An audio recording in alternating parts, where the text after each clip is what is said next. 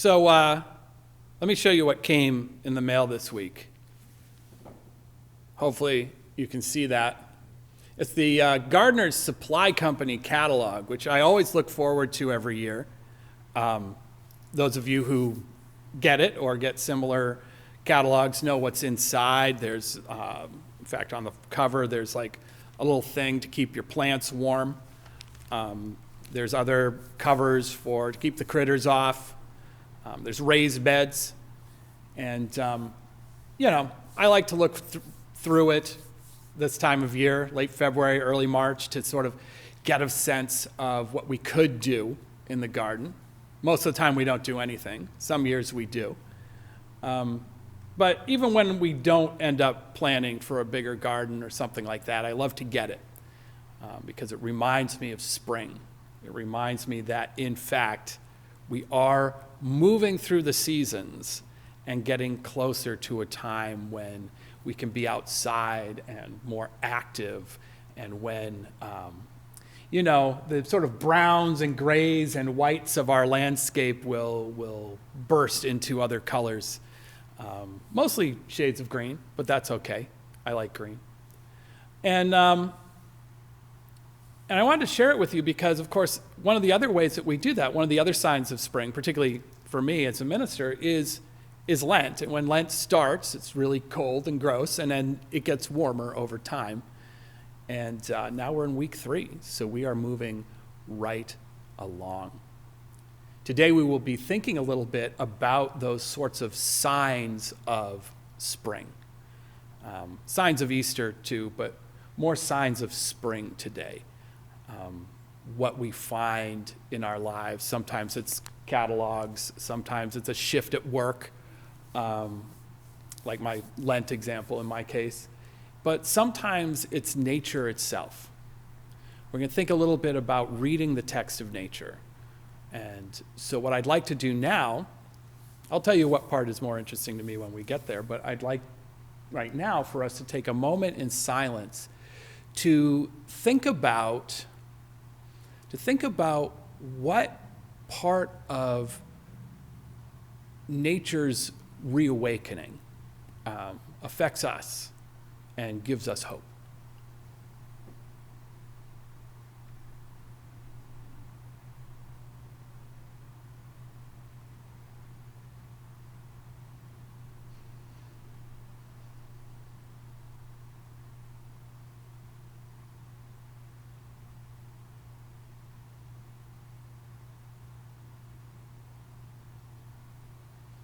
Blessed be.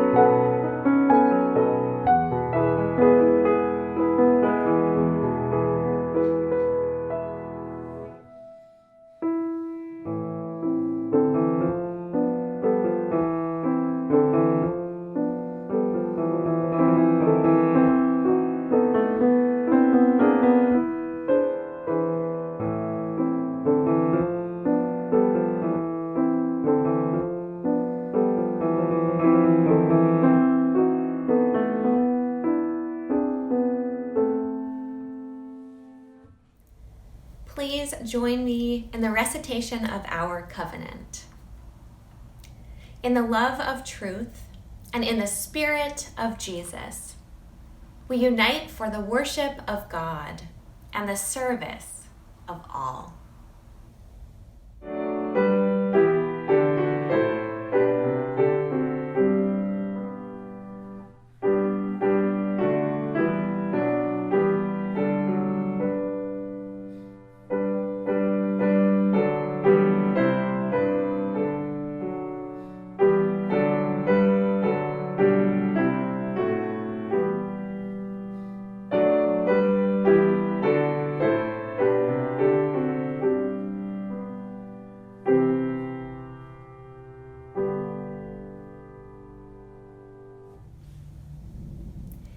We have a couple of really beautiful readings to share with you this morning.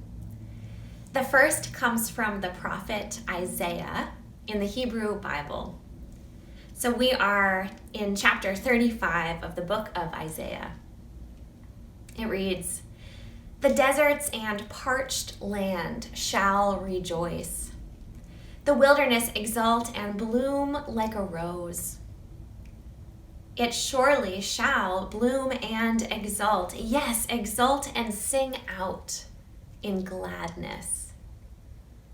Lebanon's glory is given to it. The splendor of Carmel and Sharon, they shall behold God's glory, the majesty of our God. Strengthen the slackened hands. Bolster the tottering knees. Say to the fearful of heart, be strong. Do not fear. Look, your God shall come. God shall come and rescue you. Then the eyes of the blind shall be opened, and the ears of the deaf be unstopped. Then shall the lame skip like a stag, and the tongue of the mute shall sing in gladness. For water shall break forth in the desert, and brooks in the wilderness. The heat-scorched ground shall become a lake, and the thirsty soul springs of water. Where a jackal's abode was, its lair, a courtyard for reeds and rushes. And a highway shall be there. A holy way it shall be called. No unclean one shall pass over it, but it shall be for him who goes on the way. And fools shall not wander there. No lion shall be there, nor wild beasts go upon it. There the redeemed shall go. Those ransomed by God shall return and come to Zion with glad song, joy everlasting on their heads. Delight and joy they attain. And sorrow and sighing shall flee. Chapter 5 in the book of Isaiah. Our second reading this morning comes from the Maple Sugar Book, written by Helen and Scott Nearing in 1864. It is part beautiful prose and part instruction manual. It reads, "Were earth devoid of trees, life on this planet would be scarcely livable. This highest form of vegetation is a contributor to the soil we cultivate, to the food we eat, to the houses we live in, to the fuel we burn, to the shade in the summer, to the air we breathe, to the rains that water earth, and lastly, to the beauty of the landscape. People have used and enjoyed this tremendous source of delight and livelihood since the beginning of time.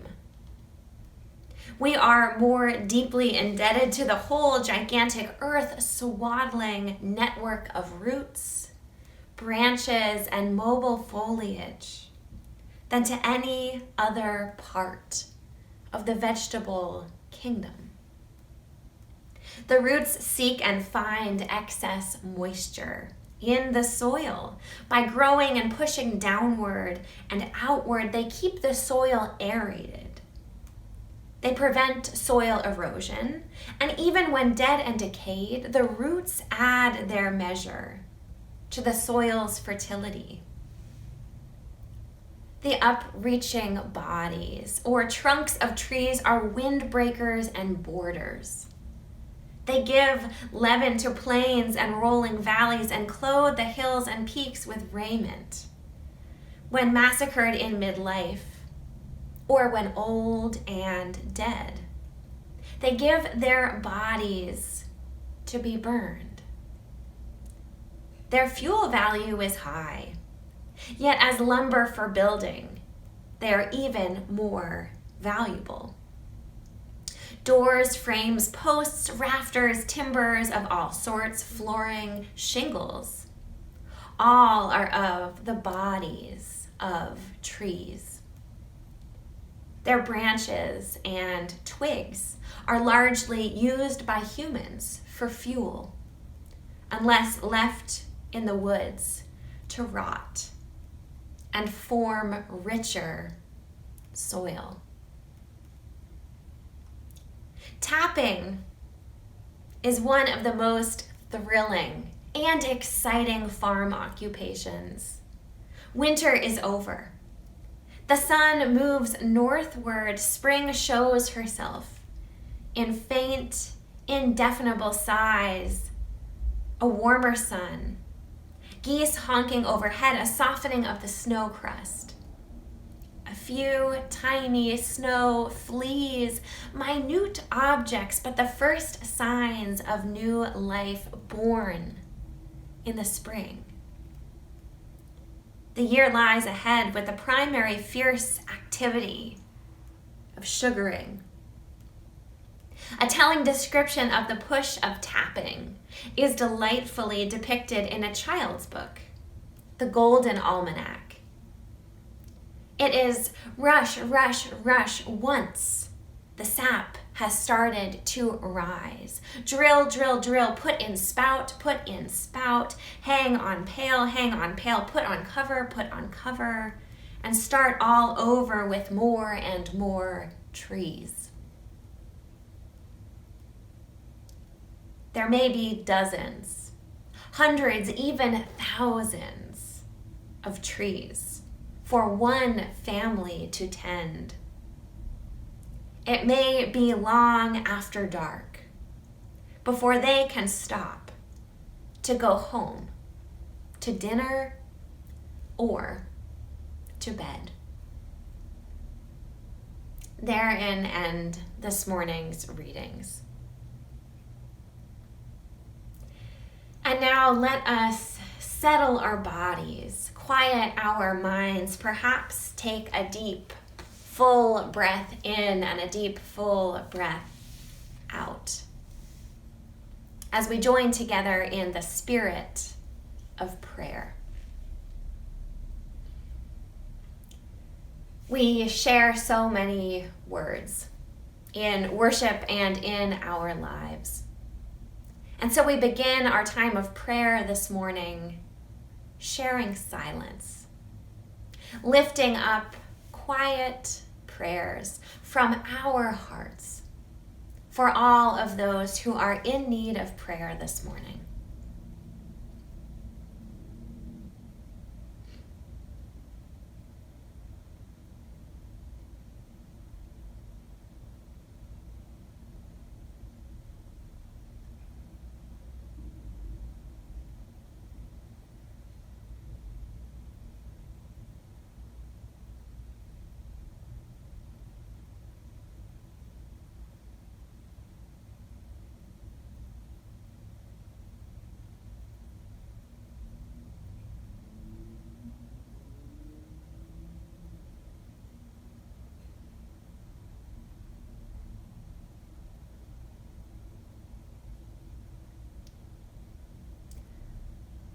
Holy and loving God, you who are in the soil, are in the sap, are in the church, are in the home, are in each and every one of us. Help us to be open to the ways in which you are present. We rejoice this morning for days of sunshine and for the gift that is this gathered community. It has been a year of sorrow, and even so, we rejoice, we give thanks, and we look hopefully to a better tomorrow. For we know that with your strength and presence, we have the courage to make it so. And now please join me in the prayer that Jesus taught. Our Father, who art in heaven, hallowed be thy name.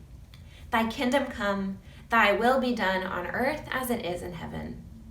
Give us this day our daily bread, and forgive us our trespasses as we forgive those who trespass against us. And lead us not into temptation, but deliver us from evil. For thine is the kingdom, and the power, and the glory, forever and ever. Amen.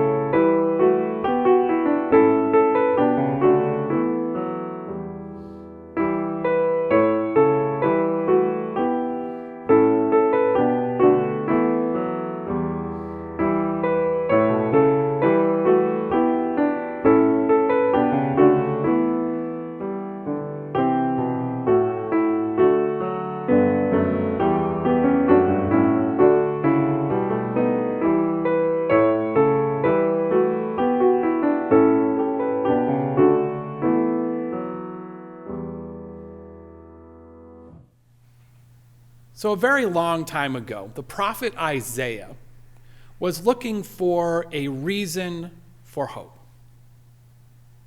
Now he found this reason a little bit before the others.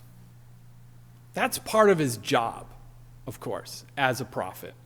And he reassured them, saying that the deserts and the parched land shall rejoice, and the wilderness exult and bloom like the rose.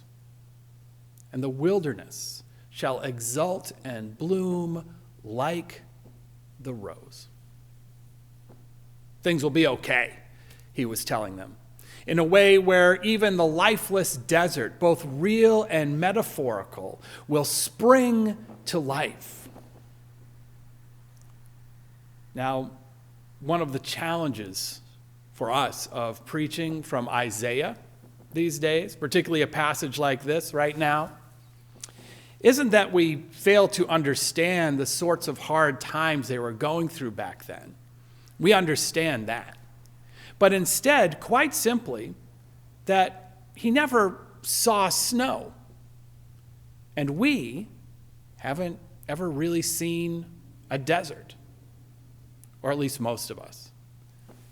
But of course, we do know what he means, because like the frozen wilderness we are more familiar with, the desert is a barren place in the landscape, a place of potential hopelessness in need of miracles.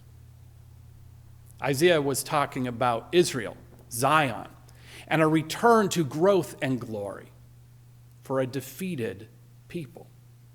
Those ransomed shall return, he says, and come to Zion with glad song, joy everlasting in their heads, delight and joy they attain, and sorrow and sighing shall flee.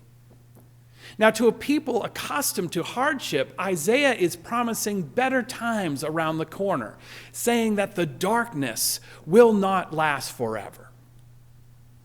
And that is something that I think we all can understand. In fact, right now, many of us need to hear a message like this. In a year of struggle and loss, of rootlessness, personally as well as nationally.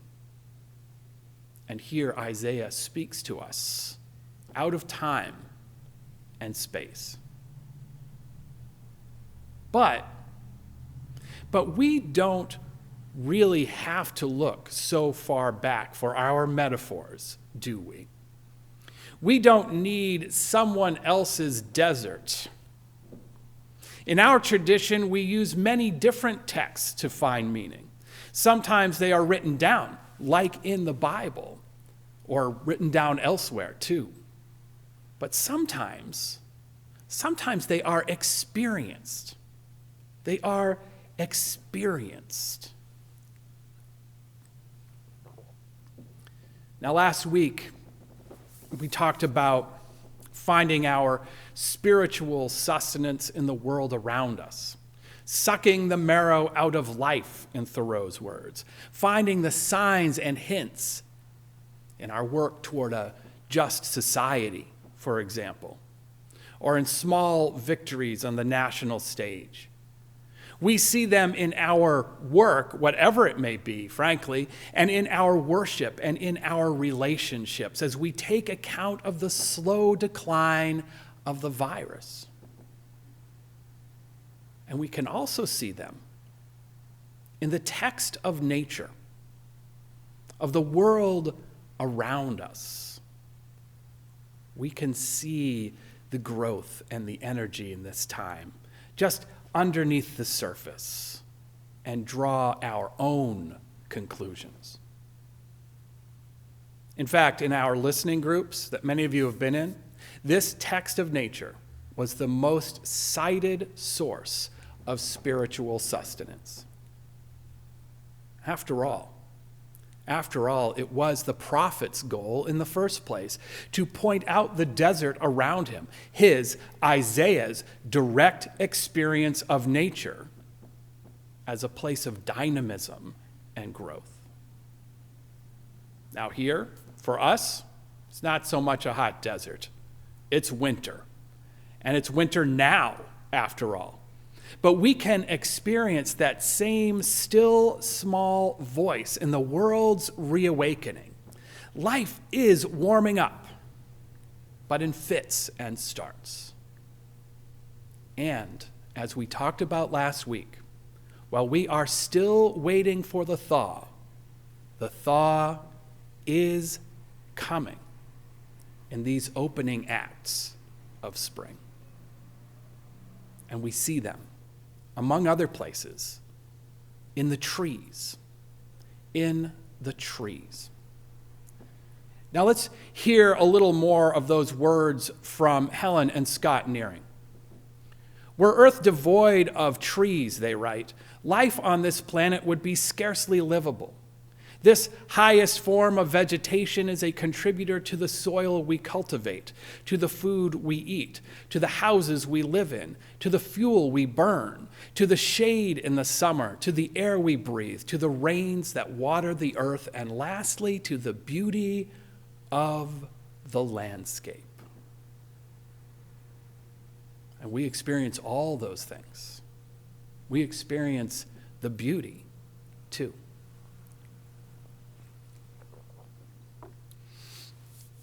Now, I chose trees as an example partly because I have been looking at the trees a lot lately on my walks around the neighborhood. I find them to be a good sign, actually, of that broader cycle of birth and rebirth that we talk about during Lent. Frequently, the snow, after all, covers what might be growing on the ground or in the ground. And while the ice receding from the ponds helps a bit, I cannot usually see from my vantage point what is growing beneath the surface. The branches of the trees, on the other hand, the branches of the trees, typically so immobile and stoic looking without their leaves, they're frequently at eye level. So we are able to see the buds forming as the days grow longer. And we know that somewhere deep inside, life is returning again. Somewhere deep inside, life is returning again. Now, that single fact, this year, is an even more welcome sign than usual, isn't it? Last week, we were talking about the thaw we are in many ways, but one that we are also still looking for. The thaw from winter, of course, we are looking for, but also from the coldness and trouble in our hearts as we continue to stumble toward the finish line of this difficult era. And the coldness and trouble in our nation, we'd like to find some relief for that too, as we struggle with the emotional, psychological impact of so much loss of money, so much loss of life, and so much loss of trust. So much loss of trust. Now, we have been constrained in many different ways, not just through the winter, but for months. And when we think we see a change on the horizon, it is tempting. It is so very tempting to fall into doubt. Sometimes, in fact, it even feels necessary. But today, not today. Because today, in the third week of Lent, it is our job to look for the signs of that change and celebrate those signs and encourage them. After all, looking for the signs of new life, seeking reasons for hope, is a big part of being human. It's not just for the prophets. So my son, the farmer, who's been essentially unemployed for the winter, is now heading back out to work most days, planting seeds, harvesting some winter herbs, and tapping the trees for the sugar within them. That last one, tapping the trees, was in fact one of the first projects upon his return, and it increases every day. Soon, as it says in the Golden Almanac quoted by the Nearings, it will be rush, rush, rush, once the sap started to rise. Many of us have experienced this ritual of tapping trees as well, and we know what it means this year. This year, it means that soon we will be sitting outside again, in a period when that means so much more than it used to. Because now we'll be able to see our friends' legs and feet, and we'll be able to worship outside in person. It means going on walks and seeking connection after weeks and weeks of relative isolation. And as the sap rises, we too are finding ourselves drawn to greater works. Maybe we aren't drilling, as the book says, but we know that it is time for joyful work and blessed activity. And we know that it may be, in the words of that almanac, long after dark before we can stop and go home to dinner and to bed. You see, inside those seemingly frozen maples, the thaw has begun. The sap is rising and a new energy is entering their old bones. The old bones of those trees, just as it enters our old bones. We may not see it. We may not see it in nature, some of us. We may not see it in society or in ourselves. We may still feel the cold and the weariness here at the beginning of March, more than the new life that is promised. But rest assured, It is rising. The Spirit is rising. And it is here with us. Now, we can find it if we look. But if we don't look, be assured that it will find us. Now, today we are taking communion once again witnessing to our connection in a moment when we are apart.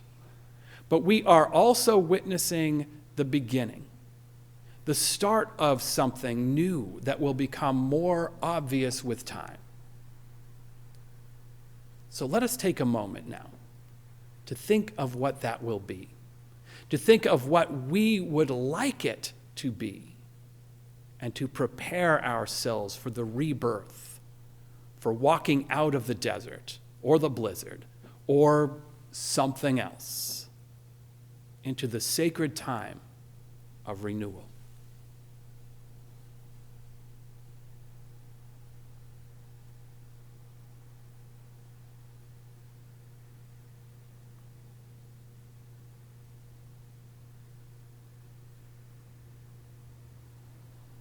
Blessed be. Now it is time for communion. So let us gather in that spirit.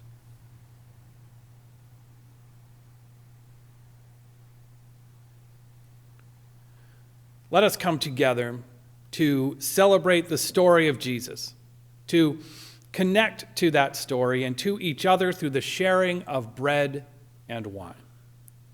These simple things have been through the ages a sign of unity, a source of strength, and a witness to the power of sacrificial love. Let us now join together in silence for our private prayers of confession.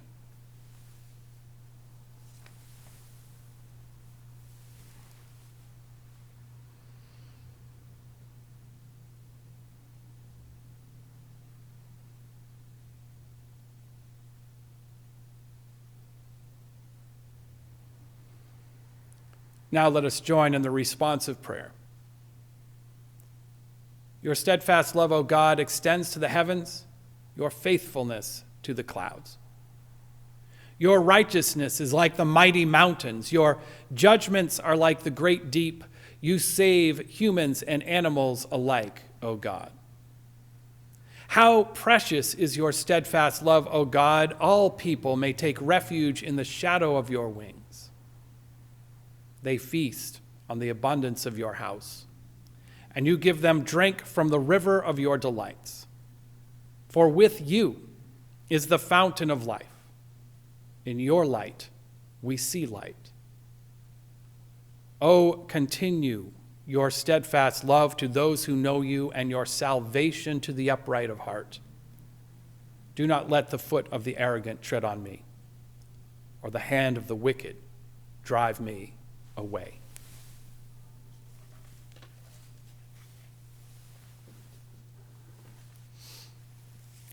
And now a reading from the Gospel of Luke.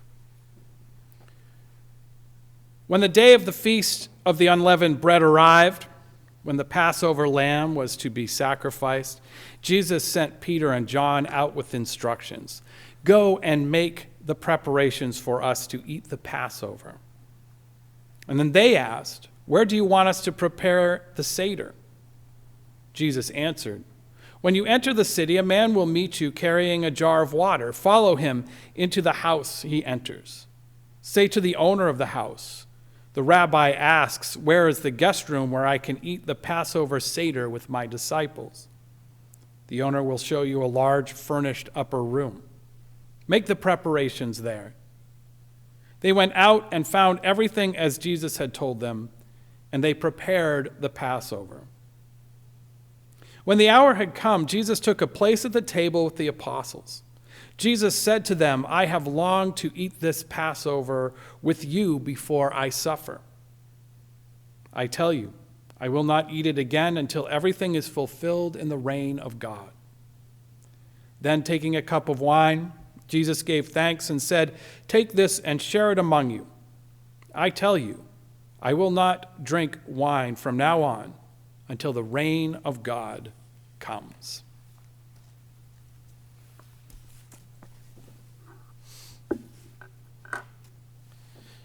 Then he took a loaf of bread, and when he had given thanks, he broke it and gave it to them, saying, "This is my body, which is given for you. Do this in remembrance of me." Eat this bread in remembrance of Jesus and of those who have been near and dear to us.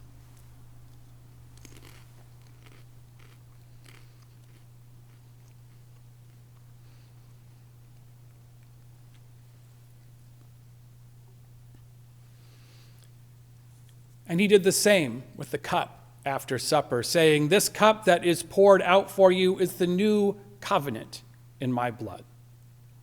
Drink this in remembrance of Jesus and of those who have been near and dear to us."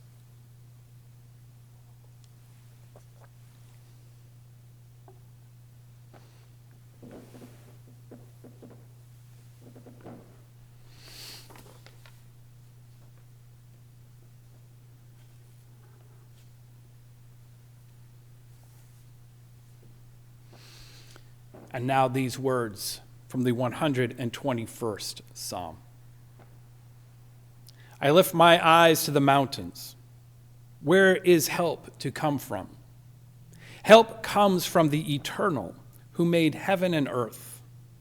The Eternal guards you, sheltering you. The Eternal will protect you as you come and go, now and forever. Amen.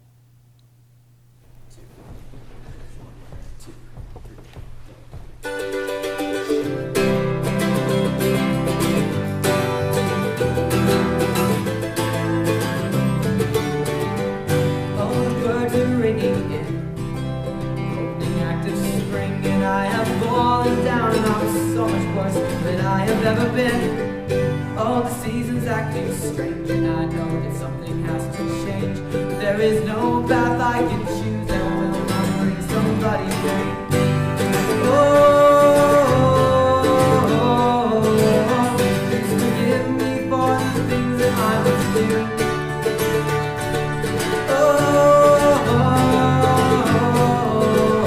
I have hurt so many people. It was never my intention to hurt you.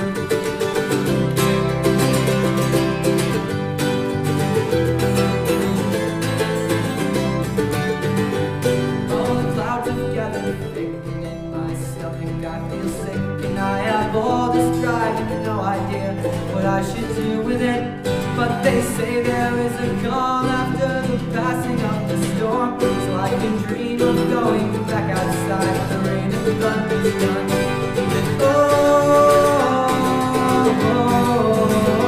Please forgive me for the things that I mistake.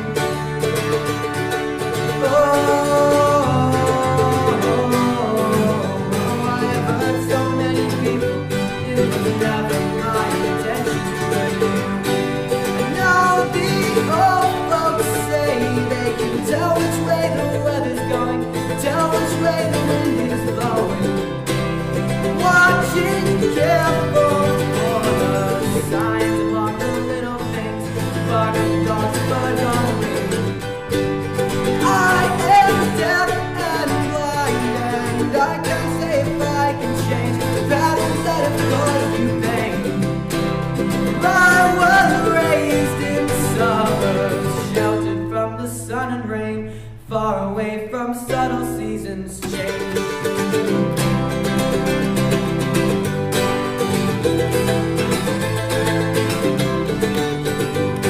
Oh baby, I will read about the buzzing of the bees, about the grass and snakes and spawning lakes and the different types of trees. And I will find a way that leads from cool April into May. And someday soon it will be June and you'll decide to stay.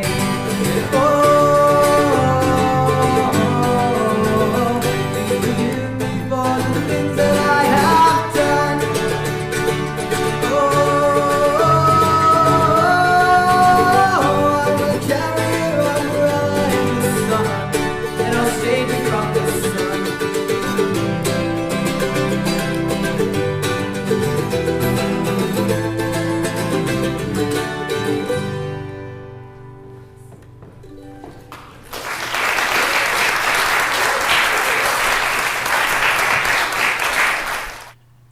Our benediction today is from May Sarton.